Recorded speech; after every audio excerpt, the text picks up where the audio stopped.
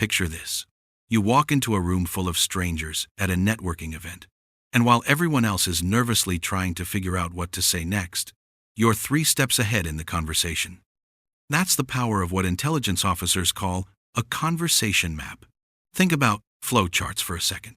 You've seen them before, those diagrams where you do this, then it goes here, then there's a yes or no decision that branches off in different directions. A conversation map is exactly that, but for conversations, it's an intelligence collection tool that's basically a flow chart for human interaction. And once you understand how it works, you'll never look at social situations the same way again. Here's how it works. You ask someone a simple question like, "How's your day going?" Now, there are really only a few possible responses. They could give you a positive answer like, "It's good," or "I'm happy." They could give you a negative response like, "It sucks," or "It's horrible." When you actually build out a conversation map, you can even estimate probabilities. There's probably a 70% chance they'll say it's good, even if it's not, because culturally, that's just what we do. Maybe a 20% chance they'll say it's bad. But wait, that's only 90% accounted for. You also need to plan for the neutral response, the unexpected one, like, "I'm not sure yet," or "I'll find out later." If you don't plan for the conversation at all, you're done after the first question. You ask, "How's your day?" They say it's good, and then you're just standing there thinking, okay, I don't know what to say next. That awkward silence kicks in. You start looking around the room. They start looking around the room. The conversation dies before it even had a chance to begin. A conversation map eliminates that problem completely. It gives you the exact next move in all 3 situations. If they say their day is good, your next question is, what makes it good? If they say it sucks, you respond with, "I'm sorry to hear that. What makes it bad?" If they give you something neutral, maybe you ask, "What would make it a better day?" Just like that, you're now 2 questions ahead of their responses. You're not scrambling. You're not panicking. You're in complete control of where this conversation goes. The crazy part is how easy this becomes when you actually draw it out on paper. You write your first question in a circle. Then you draw out the 2 or 3 most likely responses. Then from each of those responses, you map out the 2 or 3 most likely follow-ups. Keep going, and you can easily get 5 questions deep. It sounds complicated, but when you sit down and actually do it, you'll be surprised at how naturally it flows. The key is thinking through the probabilities before you're in the moment, when you have time to be strategic instead of reactive. But here's why this matters, and this is the real game changer. When you actually meet the person and start the conversation, you only need 30% of your mental capacity to keep up with what you're saying. Think about that. 30%. The other 70% goes into what's called personal assessment. You're creating a baseline of that person's behavior in that moment. You're reading their tone, their physical movements, their body language. You're noticing if they lean in when they talk, or if they step back. You're picking up on whether they make eye contact or look away. You're catching the subtle shifts in their voice when certain topics come up.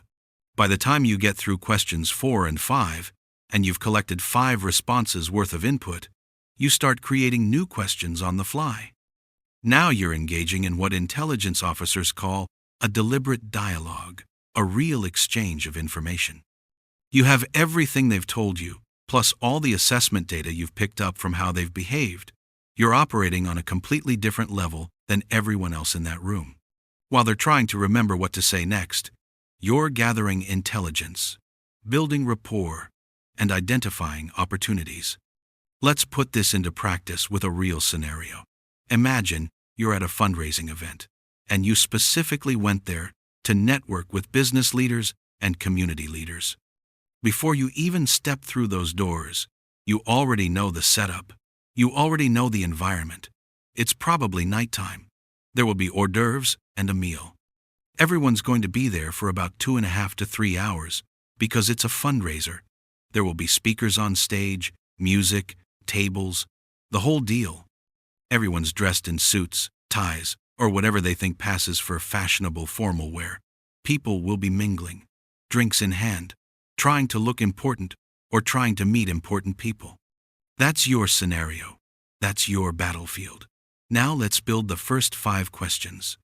The first question is almost always going to be some kind of introduction, because that's why everyone's there. So you might start with, "Hi, my name's Andy.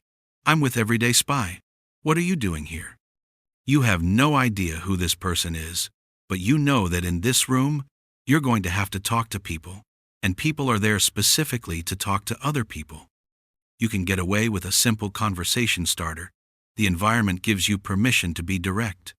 Now here's where most people mess up. We all assume the person is going to answer our question directly. We assume they'll play by the unspoken rules of social interaction, but some people won't. One response is, they'll just say their name. Simple, straightforward, expected.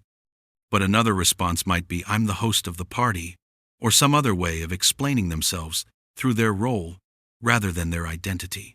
Or here's a curveball. "Oh, I'm nobody. I'm just here with my wife." Or, "I'm just a driver." Or, "I'm not anybody important. Man, I'm just the waiter." Or, "I'm here with the sound team."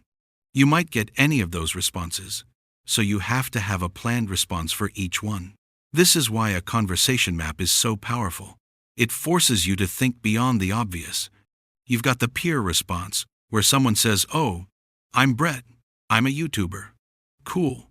Now you're past the first question, and you're on equal footing.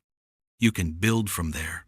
Then you've got the person who's deflecting, saying, "You don't want to talk to me. I'm nobody. I'm just Joe's driver." That's a completely different dynamic. They're putting themselves beneath you, socially. Whether it's true or not, you need a plan for that too. One that makes them feel valued and comfortable.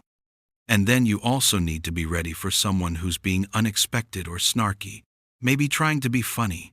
Some people will turn a situation on its head just to throw you off. They'll say something like, "None of your business. What's your name?" They're testing you. They're seeing if you can handle the unexpected. You've got to have at least those 3 responses planned for. Otherwise, you're going to get thrown off your game. Your brain will freeze. You'll stammer. You'll lose the momentum. You're choosing these responses based on the social situation and the probabilities within it. At a networking event, it's most probable that people are going to be cooperative. That's the nature of networking events. People are there to connect, but it's also possible you'll talk to someone who's part of the event staff or secondary staff. They're there to work, not to network, so their mindset is different. It's also possible you'll encounter someone who's trying to be countercultural, because that's their networking strategy. Maybe they stand out by being difficult or challenging. Maybe that's how they filter for people who are actually interesting versus people who are just going through the motions. There are probably 5 or 7 or 12 other circumstances that might happen too, but you should be ready for at least those 3 main scenarios. You don't need to plan for the person who doesn't speak English, even though they might be there. You don't need to plan for the person with a stomach ache, even though that's possible too. Those are lower probability outcomes. It's not worth planning for those. You have to focus your mental energy on what's most likely to happen, not every possible thing that could happen. Now you're 1 question deep. You know their name, role, or deflection. What's next? If they give their name, you might ask, "How are you doing?" If they downplay themselves, "I'm just a driver," ask, "What do you specifically do?" Or, "Do you like the job?" Show genuine interest. If they push back, "Aren't you being nosy?" You may need humor or unexpected honesty. Planning these responses puts you ahead of most people. Intelligence officers spend hours mapping interactions for a reason. That driver might work for a governor. The sound tech might own a business on the side.